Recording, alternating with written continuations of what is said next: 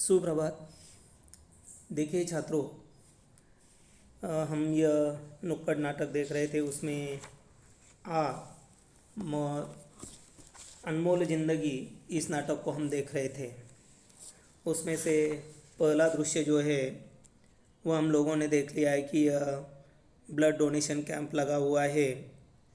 किस प्रकार लोग यह ब्लड देने के लिए नहीं जाते हैं, इस बात पर प्रकाश डाला गया है। बाद में दूसरा दृश्य जो है वह हॉस्पिटल का दृश्य, वह भी हम लोगों ने देख लिया है। उसके पश्चात देखिए अभी यह तीसरा दृश्य जो है उसे अब हम देखने वाले हैं। ऑटो चालक एक, भाई साहब आपको जाना कहाँ है? कभी यहाँ कभी वहाँ, वहाँ से यहाँ। पहले यह देखना होगा।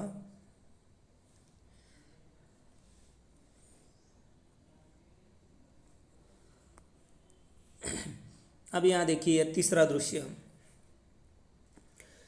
भाई साहब आपको जाना कहाँ है?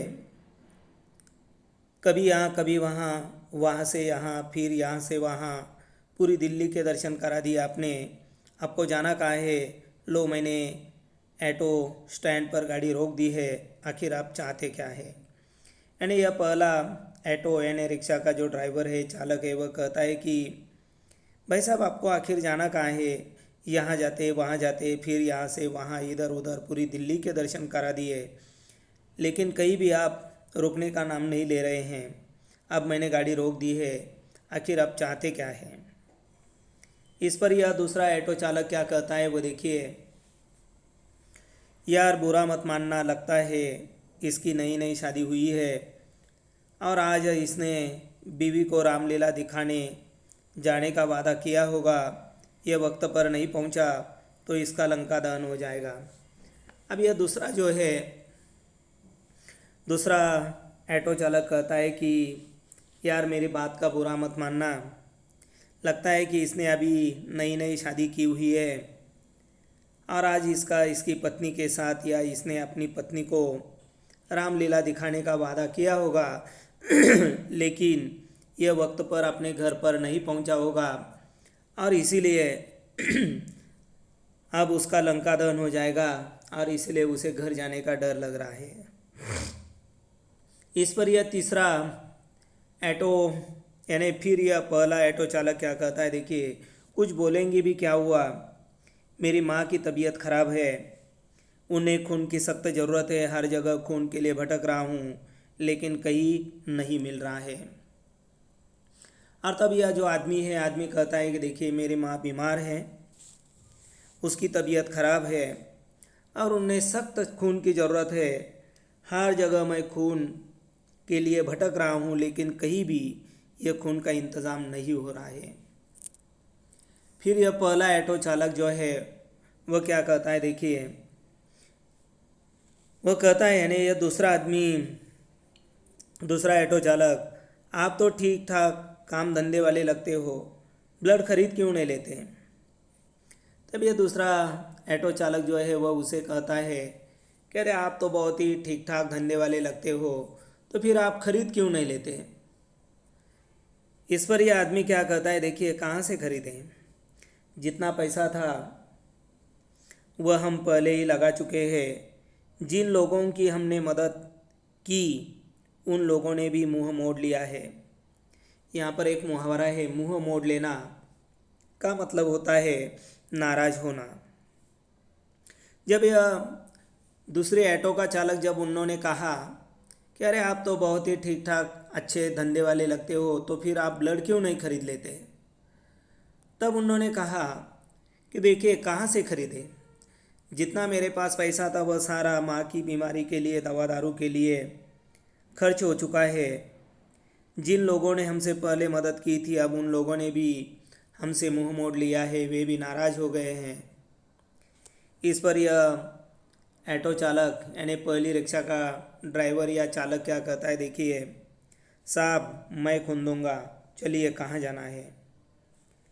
ऑटो चालक दो, अरे पागल है क्या, तू देगा खून? ऑटो चालक एक, क्यों नहीं दे सकता खून?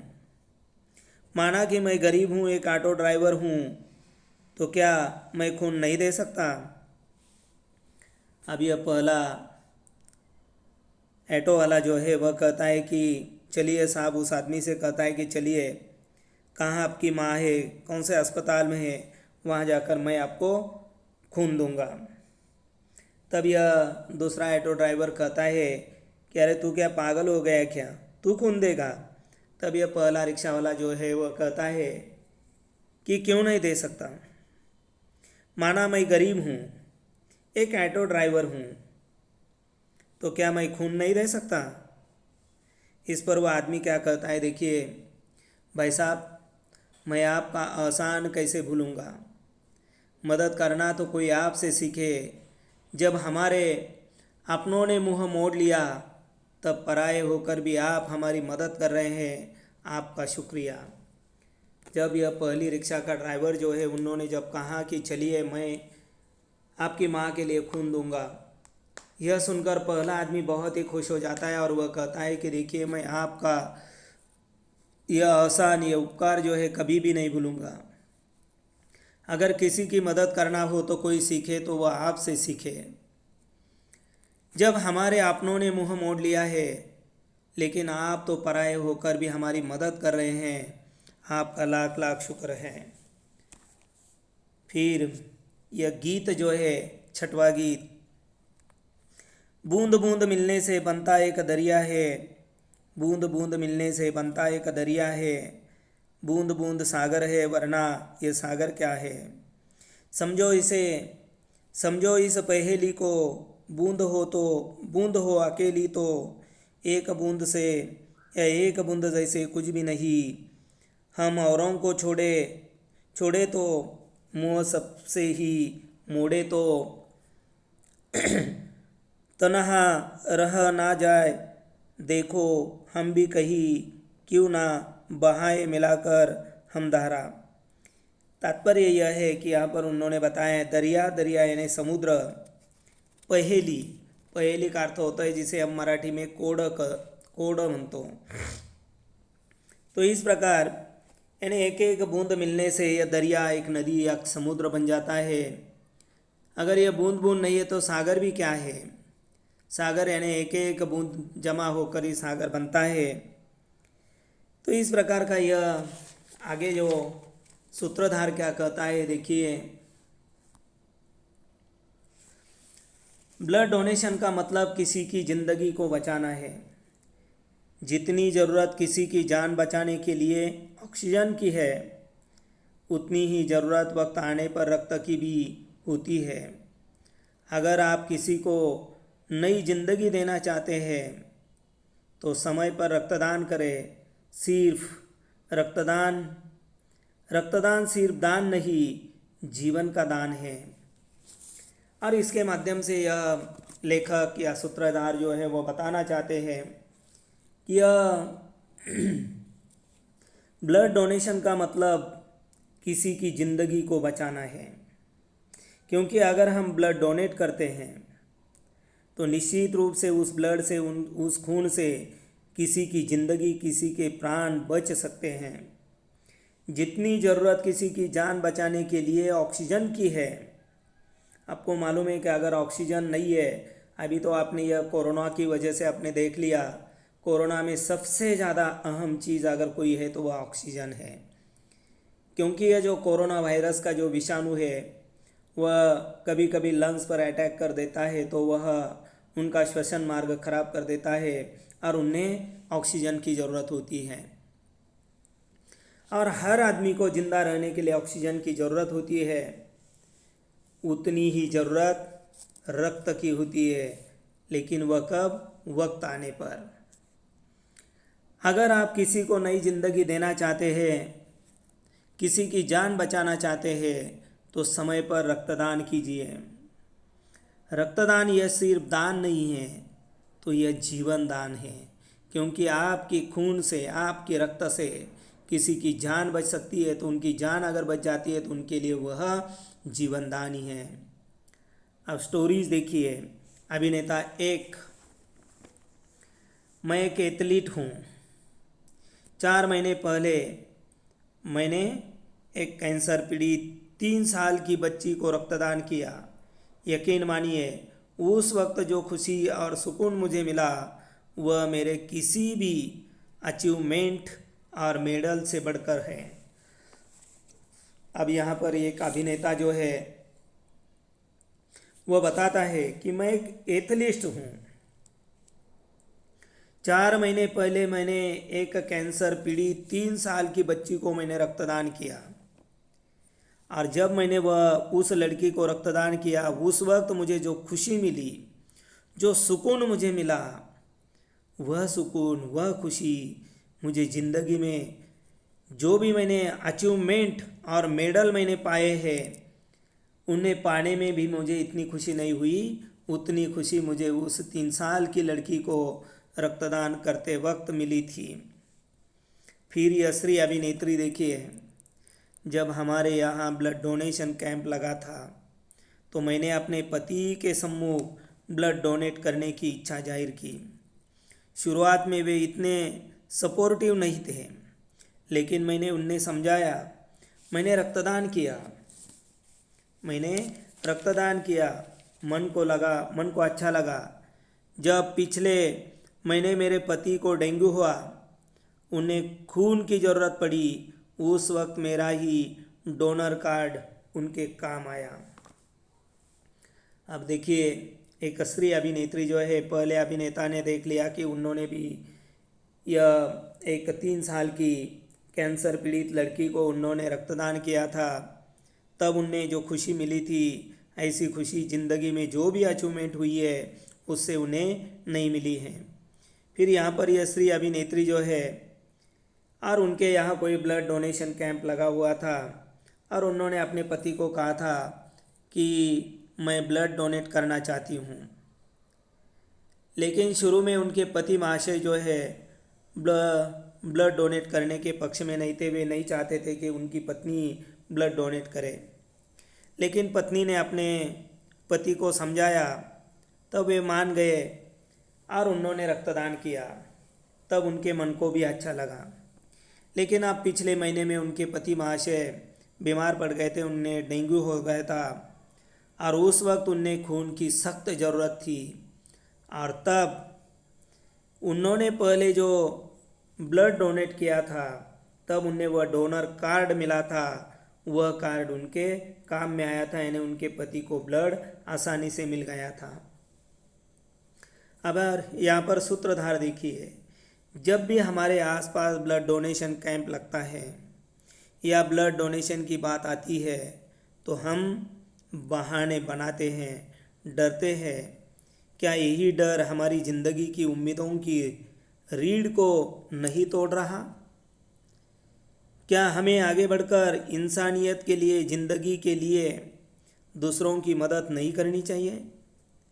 अब यहाँ सूत्रधार जो है वह देखिए, जब भी हमारे आसपास कभी ये ब्लड डोनेशन कैंप लगता है और यह ब्लड डोनेट करने की बात आ जाती है तो हम लोग ब्लड डोनेट करना नहीं चाहते। वह ब्लड डोनेट न करने के लिए तरह तरह के बहाने हम बनाते हैं। ब्लड डोनेट करने से हम डरते हैं। तो यहाँ लेखक पूछना चाहते हैं, क्या यही डर हमारी ज़िंदगी की उम्मीदों की रीढ़ जो है, रीढ़ जिसे हम कना कहते हैं, क्या नहीं तोड़ रही है? क्या हमें आगे बढ़कर इंसानियत के लिए, ज़िंदगी के लिए दूसरों की मदद नहीं करनी चाहिए? फिर आगे देखिए, अभिनेता 1, रीढ़ को सीधा करो। अभिनेता 2, आँख से देखा करो। अभिनेता 3, सुनने की आदत को बदलो। अभिनेता 2, मुँह से कुछ बोला करो। फिर अभी ये जो गीत जो है, 7वां गीत, रीढ़ को सीधा करो, आँख से देखा करो। रीढ़ को सीधा करो, आँख से देखा करो। सुनने की आदत को बदलो, मुँह से कुछ बोला करो। रीढ़ को सीधा करो, आँख से देखा करो। सुनने की आदत को बदलो, मुँह से कुछ बोला करो। सब तुम्हारे बस में है, सब हमारी हद में है। सब तुम्हारे बस में है, सब हमारी हाथ में है, कुछ नहीं जो कल में है, जिंदगी पल पल में है। उजले दिन की उजले दिन की चाह में आज ना मैला करो, उजले दिन की चाह में आज ना मैला करो। हर तरफ दीवार है, मुश्किलें ही मुश्किलें अपने हिस्से आई है, बस कोशिश ही कोशिश अपने हिस्से आई है, बस कोशिश ही कोशिश। जिस तरफ नज़र घुमाओ साजिश ही साजिश। दफन है भीतर हमारे दफन है भीतर हमारे, ख्वाहिशें ही ख्वाहिशें। हक ना झोली में गिरेगा, मादा पैदा करो। हक ना झोली में गिरेगा, मादा पैदा करो। रीढ़ को सीधा करो, आँख से देखा करो। रीढ़ को सीधा करो, आँख से देखा करो। सुनने की आदत बदलो, मुँह से कुछ बोला करो। और इस प्रकार ये जो गीत है, इस गीत के साथ यहाँ पर यह नुक्कड़ नाटक जो है दूसरा, अनमोल ज़िंदगी, वह समाप्त हो जाता है।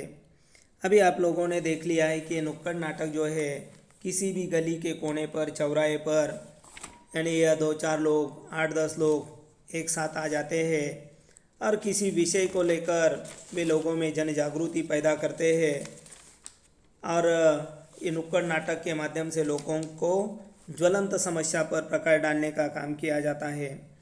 नुक्कड़ नाटक के विषय आप लोगों ने देख लिए हैं कि जैसे दहेज प्रथा हो, कन्या भ्रूण हत्या हो, पर्यावरण रक्षण हो, महिला सशक्तिकरण हो, जल संवर्धन हो, व्यसन मुक्ति हो, स्वच्छता अभियान हो, युवकों में बढ़ती असुरक्षा की भावना, शरीर चंगा तो मन चंगा, मोबाइल के दुष्प्रभाव, मानसिक स्वास्थ्य, सोशल मीडिया का बढ़ता प्रभाव, कई ऐसे विषय हैं कि उन विषयों पर हम नुक्कड़ नाटक लिख सकते हैं। और अब यहाँ पर यह नुक्कड़ नाटक जो है वो समाप्त हो जाता है। अब हम यह गद्य के नीचे जो कृतियाँ दी है उन पर थोड़ा सा हमारे पास अभी समय है, तो उसके बारे में हम थोड़ी चर्चा करेंगे। फ़िलहाल तो बाकी जब भी कॉलेज शुरू हो जाएगा तब हम ये जो भी कृतियाँ हैं, किस प्रकार की कृतियाँ बनती है, किस प्रकार आपको हल करना है, ये तो हम क्लास में देखने वाले ही हैं।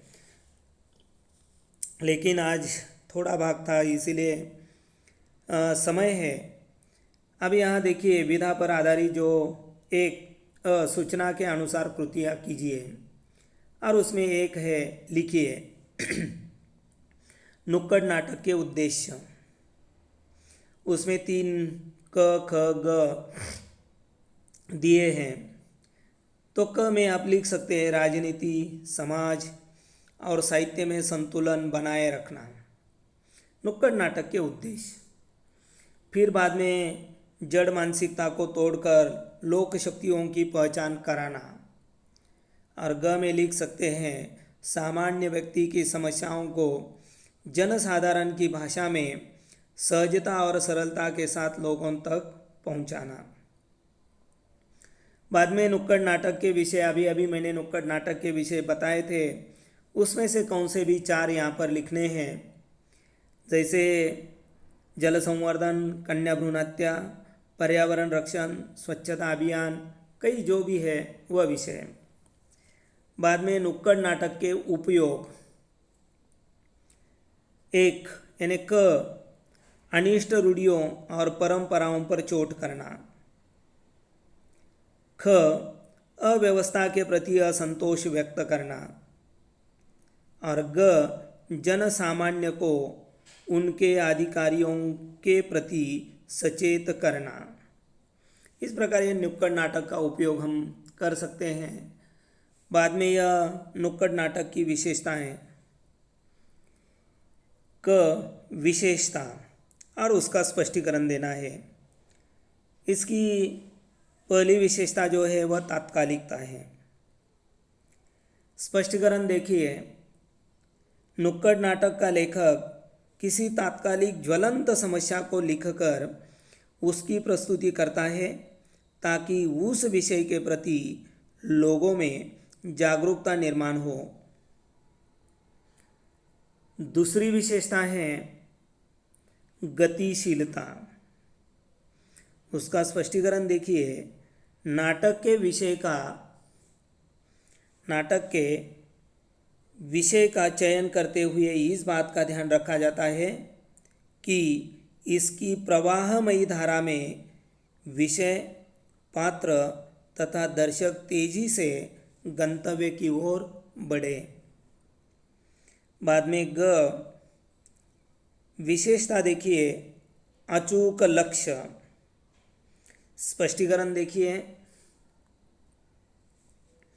स्पष्टीकरण में नाटक हथियार की तरह जड़ पारंपरिक रूढ़ियों द्वारा किए जा रहे शोषण, अनाचार को खत्म कर वर्गहीन समाज की स्थापना के लिए काम करता है। बाद में है घ विशेषता देखिए, संक्षिप्तता। उसका स्पष्टीकरण नाटक में संक्षिप्तता का तत्व अनिवार्य है। लंबे लंबे संवाद या विषय का विस्तार नाटकों को उबाऊ बना देता है। नाटक जितना संक्षिप्त, प्रभाव उतना ही अधिक होता है। फिर बाद में च विशेषता में देखिए, सहज भाषा। स्पष्टीकरण देखिए, नाटककार नाटक को सहज भाषाओं में प्रस्तुत करता है।